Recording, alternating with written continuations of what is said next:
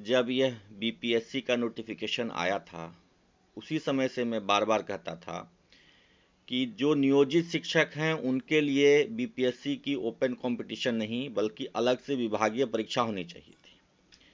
लेकिन उस वक्त शिक्षक अभ्यर्थी मेरा विरोध करते थे, कहते थे कि नहीं, अगर हिम्मत है तो नियोजित शिक्षक भी बीपीएससी परीक्षा दें। मैं बार बार कहता था कि इससे हमारे जो शिक्षक अभ्यर्थी हैं, भाई बंधु हैं, उनके सीटों की हकमारी होगी। लेकिन उनको लगता था कि ये 2-4 हज़ार पास करेंगे ज़्यादा से ज़्यादा। मेरी बात से सहमत नहीं होते थे। हालांकि खुशी की बात है कि अधिकांश नियोजित शिक्षकों ने हमारी बात मानकर फॉर्म नहीं भरा। इसके बावजूद करीब 63,000 नियोजित शिक्षकों ने फॉर्म भरा, और उस 63,000 में से जो खबर मिल रही है कि 42,000 शिक्षकों ने बीपीएससी परीक्षा पास कर ली है। आप सोच सकते हैं कि 63 में से 42 यानी 2/3 शिक्षकों ने परीक्षा पास कर ली। अब शिक्षक अभ्यर्थी अपने आप को ठगा महसूस कर रहे हैं। वो कह रहे हैं कि हमारे ज़्यादातर सीटों पे तो नियोजित शिक्षकों ने ही कब्जा कर लिया है, उन्हीं का हो गया है, हमारा नहीं हो पाया। आप सोचिए हमारे अभ्यर्थी भाइयों, उस समय आपने अगर हमारा साथ दिया होता और नियोजित शिक्षकों को बीपीएससी की ओपन कंपटीशन के बदले विभागीय परीक्षा का समर्थन किया होता, तो आज 42,000 शिक्षक अभ्यर्थी नौकरी में होते। जो बेरोजगार हमारे साथी बैठे हैं उनकी नौकरी होती। उसके बदले क्या हुआ, वैसे शिक्षक जो पहले से नौकरी में थे उन्होंने बीपीएससी परीक्षा का 42,000 सीट पर कब्जा कर लिया। अब आप अपने आप को ठगा महसूस कर रहे हैं।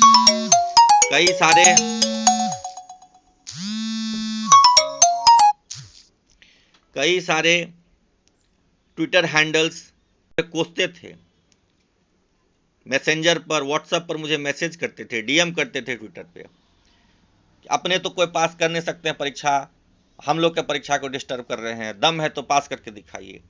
लीजिए भाई, नियोजित शिक्षकों ने दम दिखा दिया ना, पता चल गया ना नियोजित शिक्षकों की क्या हैसियत है।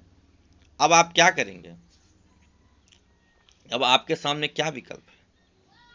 42,000 अभ्यर्थियों के सीट खा गए ना नियोजित शिक्षक। अगर आप उस समय सरकार से डिमांड करते कि नहीं, नियोजित शिक्षकों को इस परीक्षा में बैठना अलाउ मत कीजिए, सबका एक संवर्ग बनाइए, नियोजित शिक्षकों के लिए विभागीय परीक्षा आयोजित कीजिए, तो आज 42,000 शिक्षक अभ्यर्थियों की नौकरी होती कि नहीं होती। लेकिन आप लोगों ने ओवर कॉन्फिडेंस और अभिमान में आकर के हमारा विरोध किया। उसका फल क्या हुआ?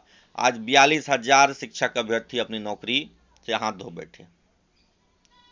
इसका मुझे बहुत अफसोस है, लेकिन आपको भी अफसोस करना होगा कि आपने मेरी बात नहीं मानी। मैं बार बार कहता था सभी मीडिया चैनल्स पर, अपने ट्विटर पर, कि नहीं, शिक्षकों को इस परीक्षा से दूर रखा जाए, शिक्षकों के लिए अलग से विभागीय परीक्षा हो, लेकिन साथ नहीं दिया। अब भी समय है, साथ दीजिए। नियोजित शिक्षकों का जो सीट है उनके मूल सीट को ही काउंट किया जाए, बीपीएससी वाले सीट पर उनका दावा नहीं हो, उनको अपनी ही सीट पर राज्यकर्मी घोषित कर दिया जाए, बीपीएससी कैडर घोषित कर दिया जाए, इसकी मांग कीजिए। तभी 42,000 शिक्षक अभ्यर्थियों की नौकरी हो सकती है, अभी भी हो सकती है, अगर आप लोग प्रयास करें, क्योंकि सरकार इनको ऐसे भी राज्यकर्मी देने ही वाली है। हम लोग तो ऐसे विभाग की परीक्षा देकर राज्यकर्मी बनेंगे। जो बीपीएससी पास करके आए हैं उनके लिए भी आप डिमांड कीजिए, उनको उनकी ही सीट पर बीपीएससी कैडर में राज्यकर्मी बना दिया जाए। बीपीएससी में जो विज्ञापित सीटें थी उस पर उनका दावा नहीं लेकर के उनका अपना ही सीट पर उनको राज्यकर्मी बना दिया जाए। ये मांग कीजिए, तब 42,000 अभ्यर्थियों को नौकरी मिल सकती है। अन्यथा देखिए, हाथ से मौका गया, बाद में कब मिलेगा नहीं मिलेगा मौका पता नहीं, लेकिन अभी तो मौका चला गया हाथ से। अब आप लोग इंतजार करते रहिए क्या होता है नहीं होता है।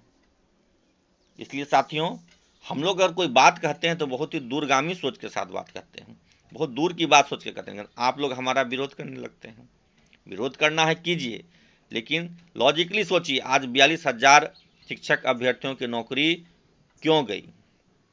सरकार की गलत नीतियों की वजह से गई, और आप लोगों ने भी हमारा साथ ना देकर सरकार का साथ दिया, इसलिए गई। धन्यवाद।